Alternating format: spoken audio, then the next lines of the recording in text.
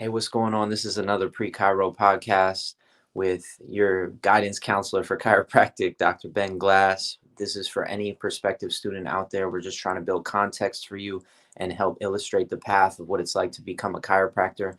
Today we have a student doctor basically at the cusp of transitioning into being in practice, just graduating from where you at, McTimony?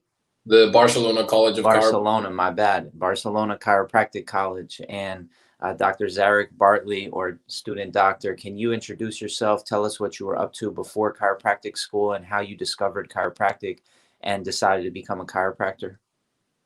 Hey everybody. I was doing a degree in sports coaching, which I liked, but I wasn't really that invested into it. And then at the time, my mom's a paramedic, and she injured herself lifting someone from the triage, and she had a lot of cervical problems, and it was causing these horrible like blackout migraines. And long story short, there was a chiropractor that had just moved into my dad's work. He was renting a space, and he invited her to come along. And within a couple of adjustments, she went from not being able to work and being on all sorts of pharmaceutical drugs. And like, you'd think she was drunk half the time. She was like slurring her words because she was on all these different painkillers. And it was within a couple of weeks, she was completely back to normal. She was off all the medication, and now she's basically a maintenance care patient. So that sort of made me intrigued about it. And then I got a job as a CA. And while I was a CA, I finished my degree. I started a business doing personal training, and then I saved up that money. And as soon as I had enough money, off I came. I'm originally from Northern Ireland. And whenever I had enough money, I came over to Barcelona. So it's been 5 years now over in Barcelona, and I'll graduate in another 6 months or so. All right, right on. Can you reflect on that transition into chiropractic school? What were some surprises, some of the biggest challenges you had, and how did you overcome those? Well, I grew up in the Northern Irish education system. That was for the exams that you do in high school. So we have GCSEs, A levels. Then for my university exams, it's a little bit different, but still kind of the same. Whenever I came to Barcelona and started studying here, I found that it was a lot different. The transition, how they set exams. So that's some advices I would tell anyone to do a bit of research and see how the exams go. If you're used to multiple choice formatting, are they going to do that at school, or is it more like a long answer question format? So for me, that was a bit of a culture shock. Just the sheer workload was a bit of a shock, but I think that's a hoop that you have to jump through. Like, you just have to get through it somehow, whatever way you can. Mm-hmm. Just a lot of the stuff that you have to do, it's not even that it's that hard. It's not that difficult. It's just the sheer volume of it. If you were having one topic at a time, you'd be fine. But when there's 10 of them coming at you, it gets very overwhelming very quickly. Mm-hmm. So just be aware of that and know that it is a hoop that you have to jump through. But then once you get to clinic, it's so much more fun. So get through the academic part whilst training your hands, so that when you do enter the clinic, that at least you know what you can do. Yeah, most definitely. Talk a little bit about what you did to train your hands and your mind and study chiropractic aside from passing the classes. Well, as I said before, I knew quite a long time in advance that I wanted to study chiropractic. So I was a CA for 4 years with the goal of, I'm going to go to chiropractic school. Then I did a course. I was a qualified personal trainer, and then I did a course in massage therapy. And I knew that massage really has nothing to do with chiropractic, but I was like, at least it'll give me some context of getting my hands on people and knowing that I like working with people. So I did that, and I was doing massages for 2 years. Then when I went to school, what you basically have to start doing is get as many groups together as possible and train your hands, start palpating. Literally from week one, day one, as soon as they teach you the basic anatomy of the spine, you need to be able to palpate and be like, okay, let's try and find the T1 spinous process. Let's try and find the L4 spinous process. What are the landmarks that you need to do? And start from there. It's very, very basic. You're not going to have to do it forever, but you need to go through that so that by the time you get to the techniques, whether it's diversified or whether you start doing some Gonstead stuff, whatever it is that resonates with you, that at least you have a bit of a background. So I'd done the massages, then we were doing a lot of palpating, and then that means that when seminars start coming around, at least you can kind of speak that language, you know. Mm-hmm.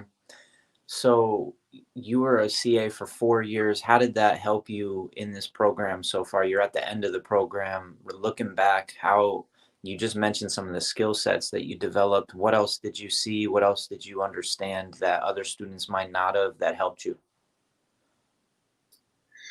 If you're being a CA, if you have the goal of going to chiropractic college and you can get a job as a CA, you can't really lose, because you're either going to learn what you want to do in practice or you're going to learn what you don't want. So I learned plenty of things that I'm like, okay, I like that. I like how that works. I'd like to replicate that. And I also learned plenty of stuff that I'm like, nope, I don't want to be involved in that. I don't want to be doing that sort of thing. And that can be regarding technique. It can be, do you want to do open plan? Do you want to do closed room? Do you want a paper clinic? Do you like writing on paper? Or do you want a completely systemized paperless clinic, which you're going to have to do more work on the front end, but then it's not going to be as much work long term, and it's better for your sanity, whatever it is that resonates with you. You're going to have to go into a clinic and see what you like and what you don't like. And even going past that, you don't even, it's good to be a CA because you'll develop that relationship with a chiropractor, but just go and observe. I don't know how many chiropractic offices I've been in, just seeing what I like. And now I can go anywhere in Europe basically and just look up the chiropractors in that area and just say, hey, can I come and hang out for a day? And I'll know within 1 hour whether this is something that I'd like to replicate or not. There's some techniques I'll go into and I'll be like, yeah, this is really cool, and I would send patients here, no problem, but this isn't how I would like to practice. So for example, a couple of weeks ago, I was in an office that was doing a lot of very, very advanced functional neurology stuff.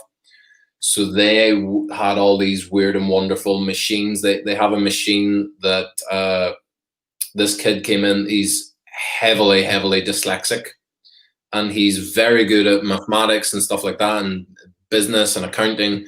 But he's really struggling to read and write, and his teachers are getting very concerned.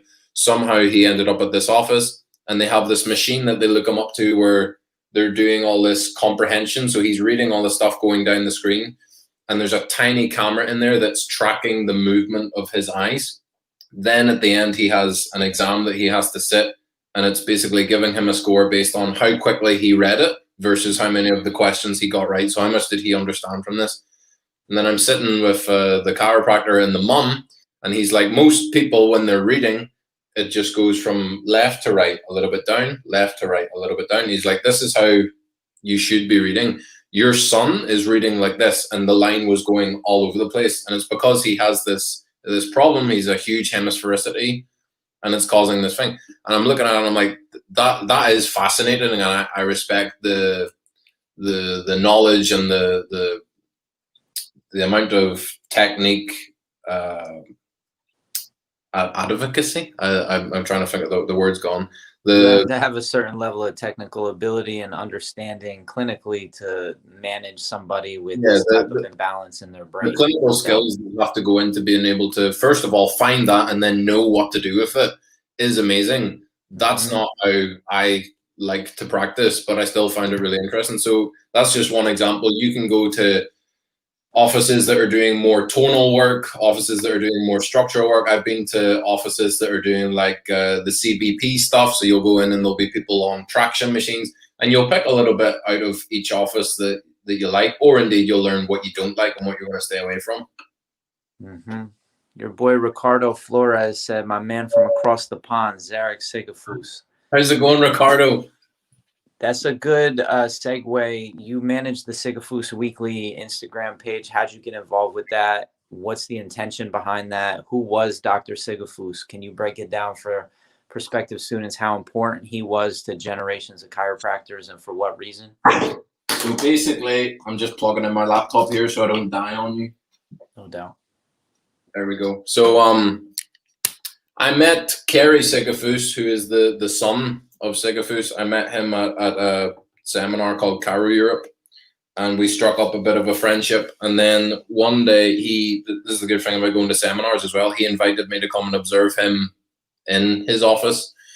And he runs a podcast called Sigofus Weekly. And at the time I was thinking about starting my podcast. I have a podcast called Real Chiropractic Dynamics, which is on YouTube as well. And I'd said to him, like, yeah, I'm thinking about doing this thing. And he said, well, before you do it, come on my podcast. Well, if you're going to come on my podcast, you need to have something to talk about. So he said, listen to Sigofus at Red Deer. So he sent me the audio for Red Deer, and he was like, go through that, and we're going to talk about it during the podcast. And that was my first exposure to Sigofus. I knew he was big. I knew he was kind of well respected in the profession, but I'd never looked at any of his content. I'd never watched any of the stuff on YouTube about him. And I listened to Red Deer, which is, I think it's like 2.5 hours long or something like that. And from then I had the realization, I was like, oh, this guy speaks my language. Like he calls it like it is. Like he's very straight and to the point. Mm-hmm. And then we did the podcast like that, and I started doing some work with Sigofus Weekly, just keeping the discussions going in the page. I started managing the Instagram, and it was received quite well. And just from there, it's gone, like working along with Sigofus Weekly, making my own way through the content bit by bit. I think that's another good thing as well, is you'll have different coaches, whether it's regarding philosophy, whether it's regarding the technique, and it's good to just find that person that resonates with you and then go very deep into that. So for me, it was Sigofus. For a while, I was just going really, really deep into his stuff. I like how he thinks. He's a little bit religious at times for my liking. I don't like when chiropractors kind of mix the religion in with their business. Whatever your beliefs are, that's fine. I just don't think it should be mixed with the marketing for your office. But apart from that, like we basically agree on everything else. So it's like making the way through the content that he was putting out, even though I never met him. And yeah, it's been a good relationship from there. Yeah, what's the engagement like with students at Barcelona? What are they into? What's the student culture like over there? You've got a lot of perspective. You've been exposed yourself to a lot of different things. What's hot on that campus? What's the majority of students really focused on? And, can you just give some insights into what it's like to be at Barcelona Chiropractic College? Do you mean technique-wise or philosophy-wise, or? Just in general, what are they more gravitating towards in the techniques department, in the philosophy department? Like, who are the people that are influential on the student body there? Right. Well, I think if this is going out to prospective students, I think something maybe you should watch out for when you're looking at different schools is there are some schools which will try and expose you to as much as possible. That's regarding as many different techniques, different ranges of how chiropractic philosophy is interpreted and how it's applied to practice, different practice styles, how to manage your office. There's a lot of them that will expose you to a lot of it. And there's also a few which kind of have their way of doing things. They have their box and they try and fit all of their students into that box. And if you don't fit in that box, then you don't belong at the school. I think a really good thing about Barcelona is they're very inclusive of lots of different approaches to chiropractic and the techniques. And their sort of ethos is, we're going to expose you to as much of this as possible, pick up what you like and what you don't like, and then we'll try and facilitate you growing along that way.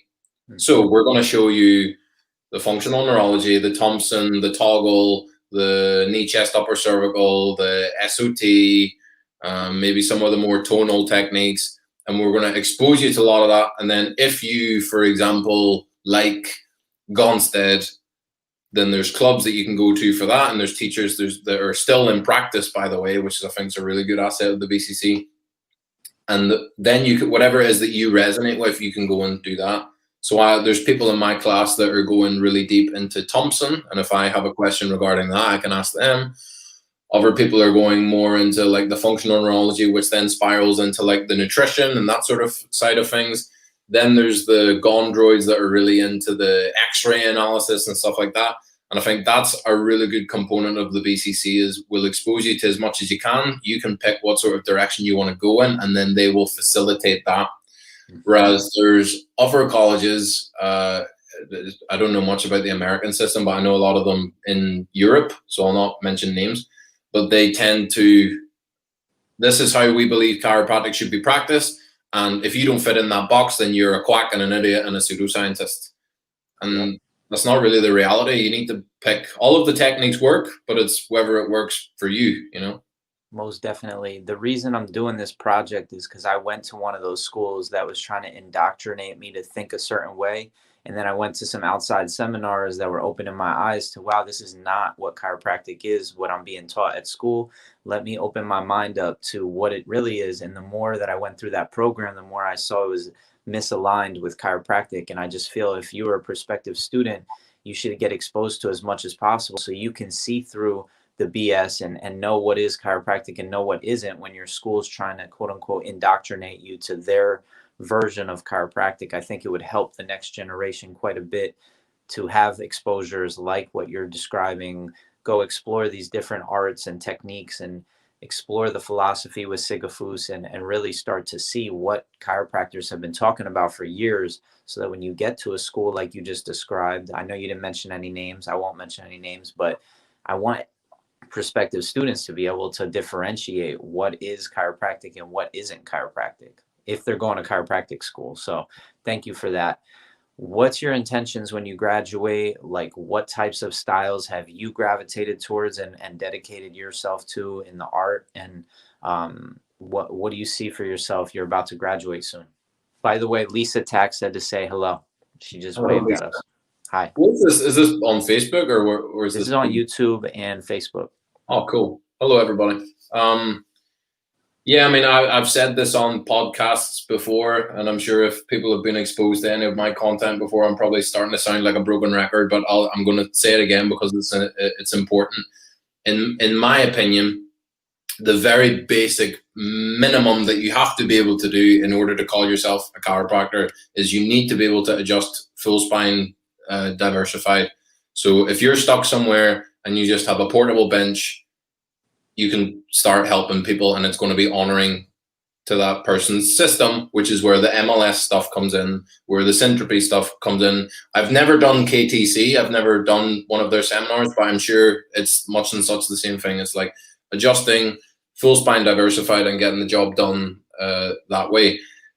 Bare minimum, before you're worrying about going into the functional neurology courses or worrying about nutrition or worrying about, I love tonal chiropractic. I receive tonal chiropractic. I have referred patients to tonal chiropractic, but if you're not able to adjust full spine diversified, I don't see the point of going into that yet, because people are going to graduate out of school and they're like, yeah, I'm really good at XYZ tonal technique.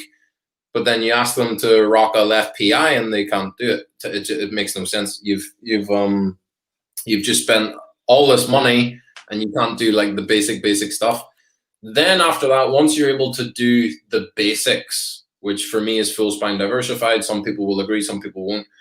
Then after that, I think you should pick something that's going to resonate with you and specialize a little bit. It's good to have that base, but please don't just stay there. You know, a lot of people, they get to that level and then they're like, oh, okay, that's me. And all the techniques are great. They all have merit and they all work. So if you're able to do that and then you decide, I want to go and do only BGI, great. There's people out there that can help you with that. I've been to BGI seminars. It's awesome. If you really resonate with Gonstead and you're like, oh, I just love when I have a break and that scope and then I adjust and then I come up in the scope on the same place as at completely zero. And I know that I cleared that. If that resonates with you, go for it. But I think a lot of students, they get into and I've seen this a lot, they go into school and they'll be going through the classes and they realize that actually adjusting, you're not going to learn it overnight, are you?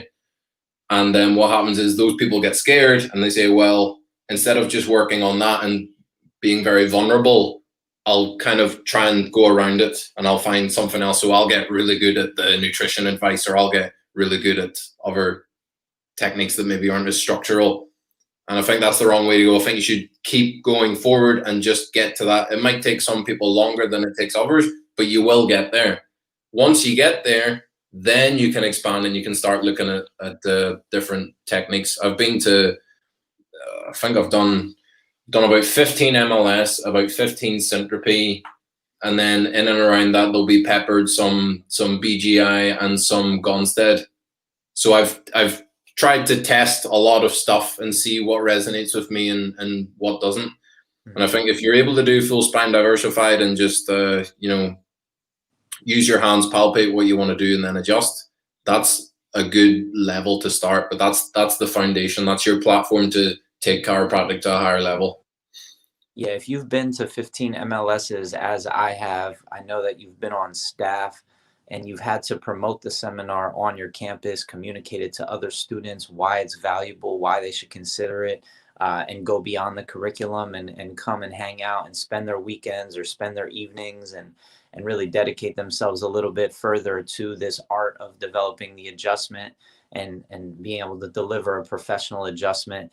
Can you speak to what that experience was like of stepping into a leadership role where you're trying to share perspective with younger, maybe newer students and really bring more people into this way of studying either Syntropy or MLS? Like, just techniques aside, like what is it like to facilitate that process of bringing people towards a seminar, or how is that valuable in developing your skills of bringing somebody towards a seminar and then supporting the seminar as a student? Well, you always want to adjust the way you like to be adjusted, I think. And whenever I was in first year and you're getting adjusted by some of the students that are maybe fourth year, fifth year, it's a 5-year course over here. So you're speaking to the fifth years and you're like, can you check me? And you'll see the ones that you like to be adjusted by more than the others. And then they were all telling me like, hey, you need to go to this seminar. I went to a few of them. And then with all the social media stuff that I was doing, Danny, who then took over from Arno, that's when I was I think I was at the end of second year when that transition happened. And he was basically saying, I want MLS to have more of a presence on social media. Do you want to help me out? And you can come to the seminar, but you're basically the social media manager. So I started going to the seminars, and I would have been participating a little bit and then running around, following him and taking pictures and that sort of thing. So I wasn't really, as a facilitator, I wasn't really a coaching role. I was more of a social media guy. And then slowly but surely, once you've started being to 5, 6, 7, 8 of these seminars, I'm doing that, but I'm also able to give a little bit of input to people. So if you're there and I'll be like, okay, just feed into that tissue a little more, you need to compress a little bit, or just small things. Hey man, like bend your knees a bit more and straighten your back. Just small things like that. Just noticing little things. And then as you're getting to about 10 seminars, now you're ready to actually step into a coaching role. So then it was less of doing the social media and it was more of, okay, Zarak's here to help facilitate me helping you. And then you're going around and it's actually not, it wasn't that hard with students because they're your peers. The hard one was when you're with docs who are practicing, but they maybe aren't doing that technique or approach. MLS isn't a technique, it's an approach. So these people are much more experienced than me in life and clinically as well. But you're able to be with them and say, okay, like, do X, Y, Z. You'll do that adjustment better if you roll your body a little bit more this way. Stuff like that. And believe it or not, they were a lot more open-minded about that than you think. You think that they're going to be like, oh, this guy's a student, like piss off sort of thing. Mm-hmm. They're very open-minded and they realize, I think, that you have done this approach much more than they have, so your input is valuable. The same way if I was to go to one of their seminars, that they're going to be able to help me with that. Mm-hmm. So stepping into the coaching role like that, the actual organizing, like selling tickets, that sort of thing, I did a little bit of it, but there's other facilitators that are doing that. My main focus was the social media, and then on the day, giving people little tips here and there. And then actually there was a couple of months ago, when would it have been? It would have been shortly after the first lockdown, I think. And we had a seminar in Hamburg. There was about 20 participants, pretty small session because it was after the Corona nonsense. And I flew there. I landed in Hamburg, and then I got a call to say that there'd been an accident. Danny had been in a nothing serious, like a fender bender, but he wasn't. Do you use that term, fender bender? He'd been in a very small car accident, but he was fine, luckily. And they were like, "Yeah, there's nobody there. Will you do it? Are you ready? Are you going to be able to do this?" And by that point, I think I'd done 15 of them. So even though it was very nerve-wracking, you can kind of rely on you've done this that many times before that now you're going to be able to step up and do it. And I led the weekend seminar, so that was a good trial by fire. And whenever I landed at that airport and my phone blew up with all these missed calls and messages, and I wanted to get on the first plane back to Barcelona, but there's 20 chiropractors waiting for you to learn some of this approach. So that was an interesting kind of, the universe put me in that position for it to be a baptism of fire.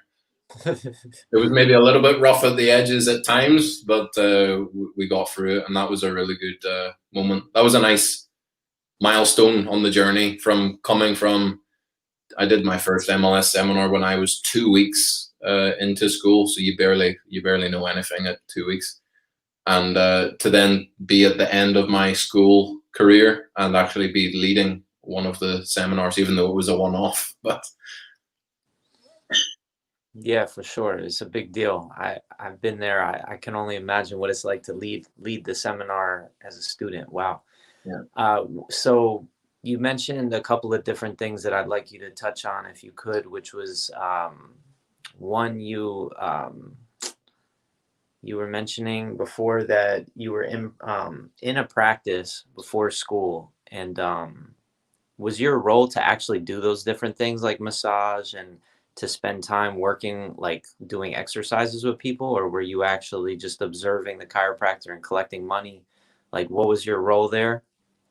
Right. So I was a CA, and I was working there. I was full-time for a while, and then I went to part-time, and my role was basically front desk duties, booking the appointments, talking to the patients, selling packs, taking the money.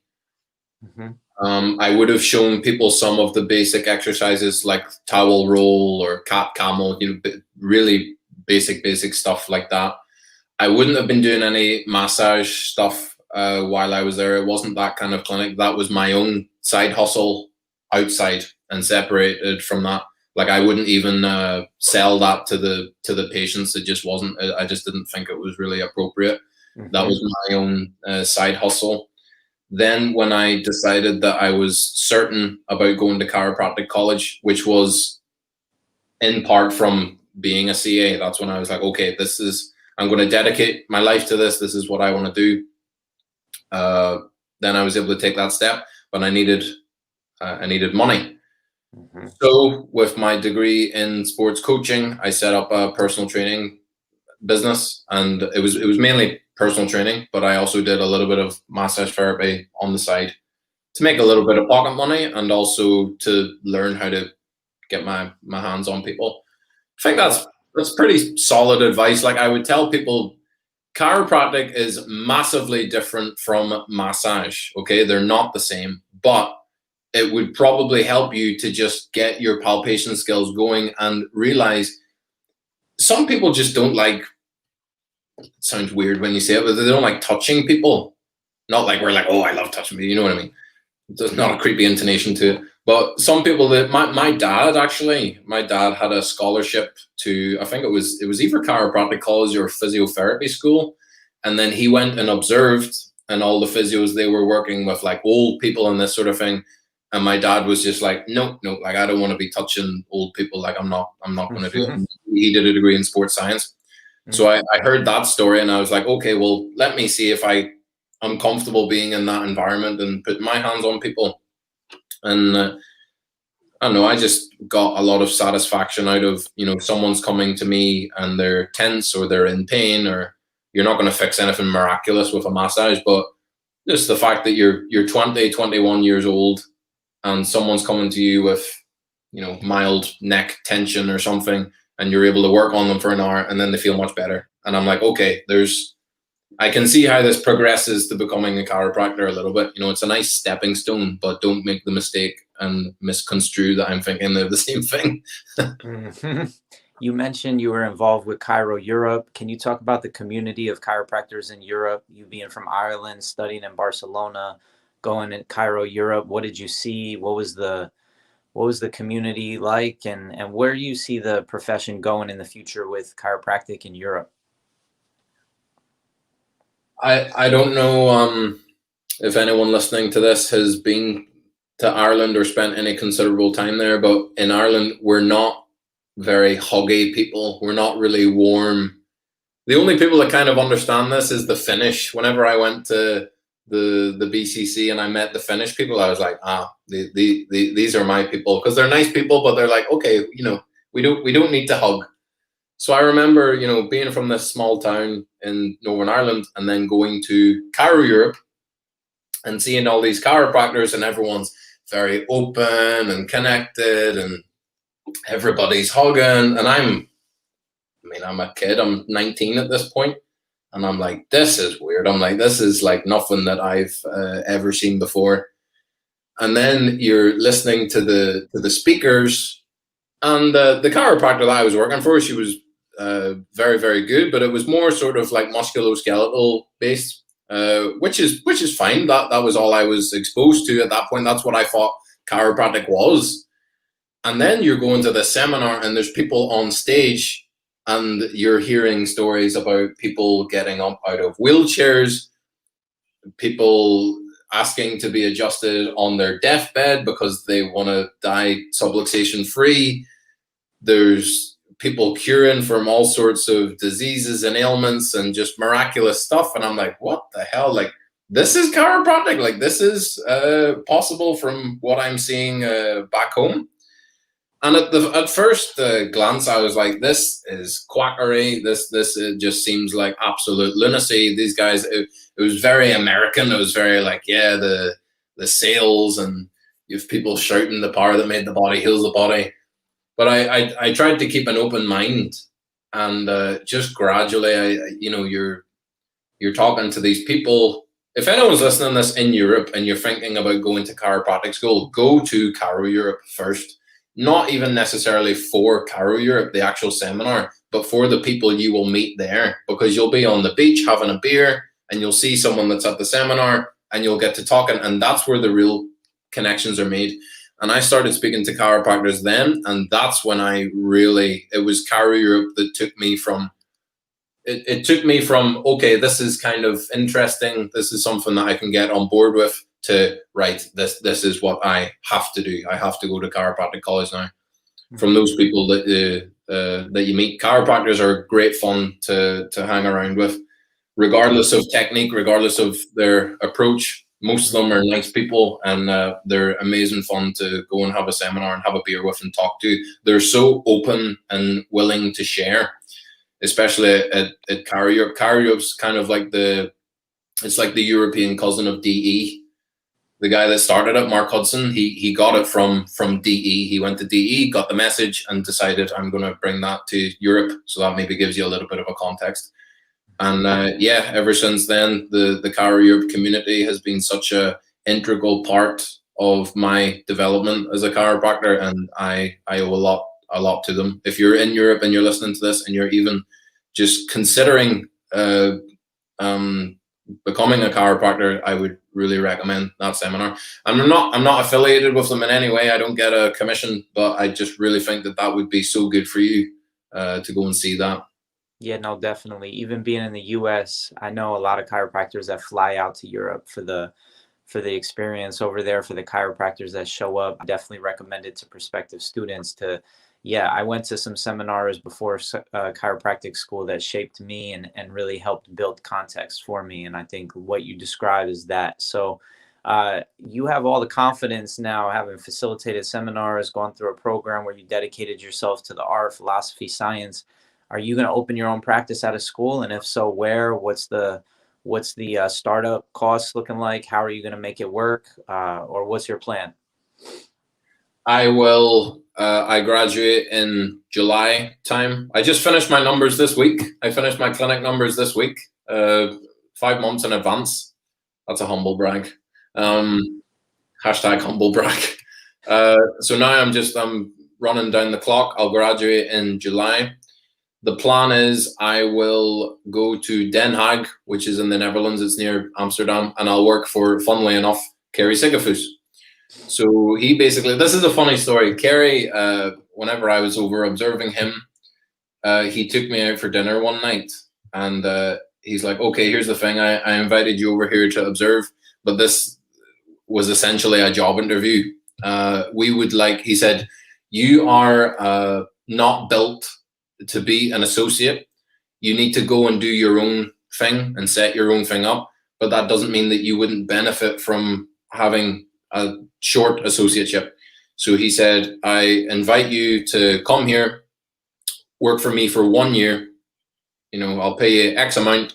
I'll teach you everything I know. At the end of the year, you're out of here. If you want to go and open up an office across the street, I'll help you to do that.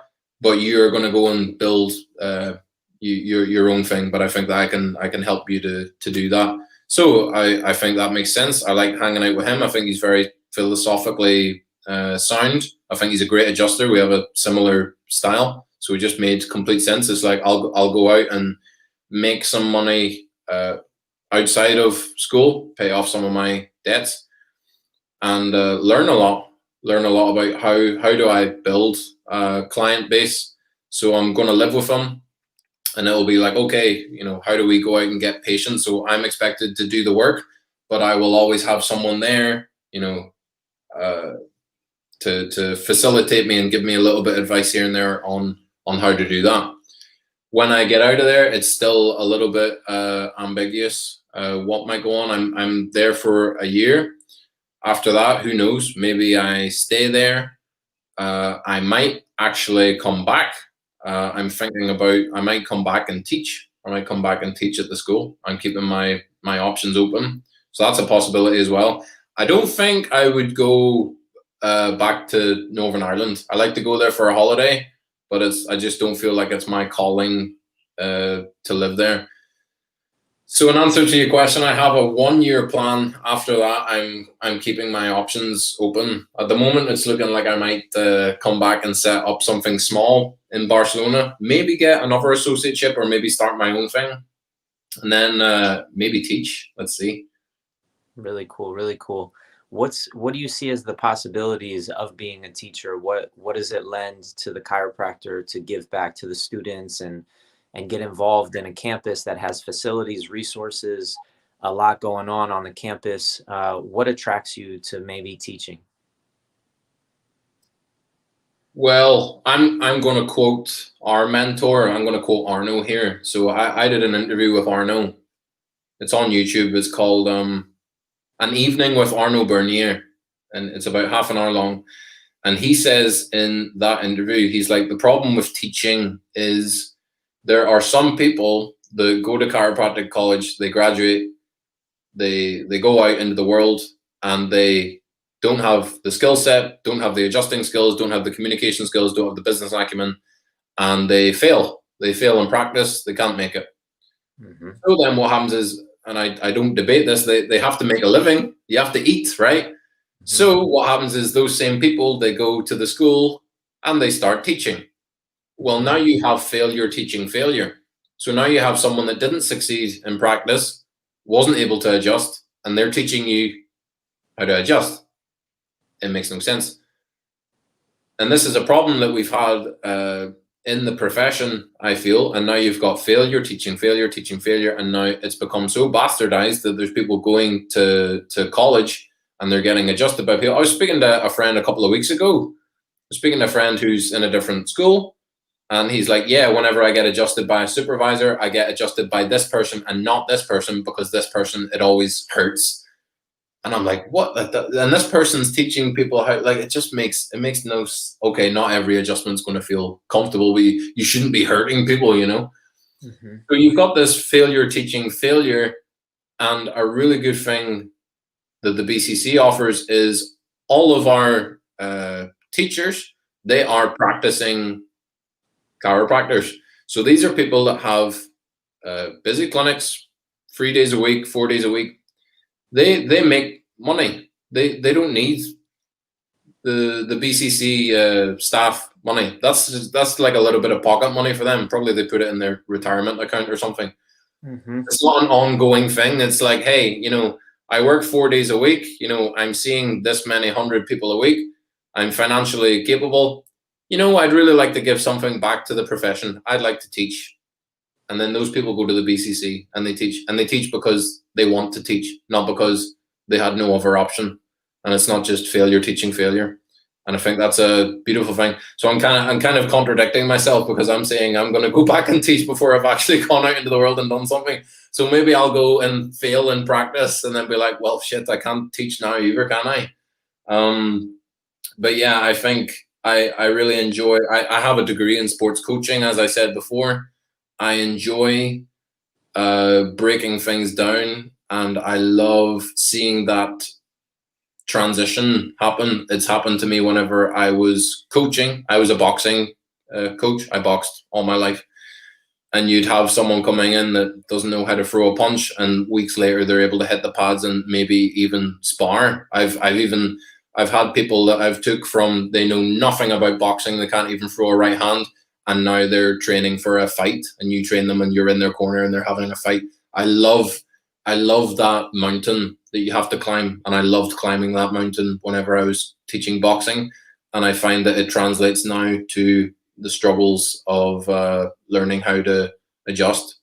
And Hmm. I think, I struggled a little bit more academically, and I'm sure my friends, that like my flatmate was a big part of that. Louise, he was fundamental in getting me through exams, because he was like, right, and coaching me through, this is what you do and this is how that thought process works. And I'm sure that's very satisfying for him, seeing someone that can't pass exams and now they're about to graduate. For me, it's the same if someone's struggling with a certain type of adjustment, and hey, I'm not that great at adjusting. I think I'm decent, but I'm not a master by any means. But if I know how to do that particular adjustment that they're trying to do, if I can help them to do that, is a lot of satisfaction. And that's another beautiful thing about chiropractic is, regardless of whether you want to be a teacher or whether you just want to be a practicing chiropractor, being able to facilitate that person's journey, whether it's their healing journey, whether it's their journey to be able to adjust.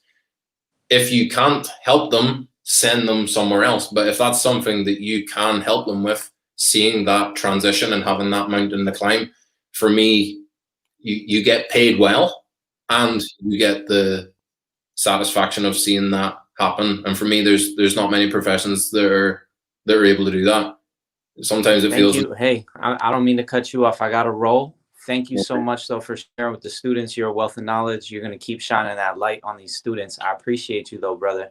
Have a beautiful day. I got to run. I'm sorry to cut you short, but this has been a great discussion. Any student that's able to make it through this, we're going to cut this into clips, has been able to really hear the insights from a current student. So thank you so much for your time, and I appreciate you so much. Have a beautiful day, my friend. thank you. See you again.